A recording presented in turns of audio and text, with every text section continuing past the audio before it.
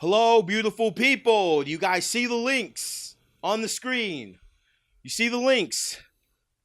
Follow me on the YouTube at the top. Follow me on Twitch at the bottom. Thank you. Please, someone follow me, please. Please. Nostalgia is the name of the game in movies. For the last decade, these bigwigs have banked in on your ability to gawk at the screen and remember that your favorite TV show was only good for 30 minutes at a time and not an hour and a half. It's a cash business for most studios, and some of them get it right, but that's why all these sequels are such a priority, especially if the movie is a hit the first time around. This incessant mouse is constantly breaking this rule. Matter of fact, let me show you this professional ass graphic I made. And you know what? We'll get to that later. This nostalgia craze has been relevant in not only cinema but TV as gross reboots. Some stuff really doesn't need a sequel. The ending speaks for itself, or it's open to interpretation from the audience to think about and decide what's a good ending to them. My point being is that some movies are so good, they don't need a sequel. Drive doesn't need a sequel. Okay? The Goonies does not need a sequel. Incredibles 2 didn't need to happen.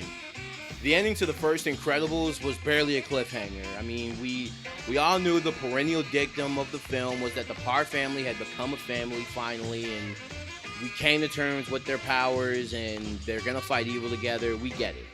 Sure, there were questions, but the answers were very open to interpretation. What's gonna happen with Jack and his powers? Will the government accept supers? What's gonna happen with the Underminer? Pertaining to the plot, I don't think it's important that I found out. I mean, Disney had other plans, I guess. Speaking of Disney's plans, let me show you about that graphic I mentioned earlier. All right, so check it out. Look, Fantasia came out in 1940, okay? And as you can see here, it just loops, right? So it's celebrated, right? And the time passes, but Disney does the old-fashioned tech. Let's reboot it for more money, right? They released Fantasia 2000 in 1999, all right? We go around, it's celebrated as the new classic, as Fantasia 2000 switches place with the original Fantasia for a new generation, and the cycle repeats itself, okay? It's logic, all right? I get it, all right? You don't believe me, all right? Use the exact same timeline with Lion King, okay? Movie comes out in 94. Generation Xers, like me, we love this movie, right? But now, Disney wants to reboot it for money. There's another Lion King coming out next year, right? It's going to be celebrated as time passes. It's going to replace this as the new classic, all right? I figured out. I see the numbers, all right? This is an eventuality. You can replace this with Little Mermaid, with Cinderella, with Sleeping Beauty. Like, you can, trust me. I'm not saying I'm a genius, but the proof is in the pudding.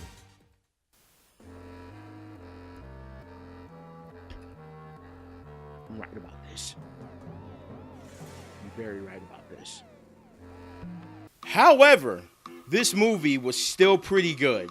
A lot of hilarious growing pains with Violet, Dash, and Jack, along with the role reversal with Mr. Incredible and Elastigirl, make this movie to be an enjoyable romp at best. It does everything a sequel is supposed to do. The universe within The Incredibles is ever growing with new heroes, new bad guys, and new figureheads. The world within it is as beautiful as Pixar can make it, and well, that's my whole point. That's really it.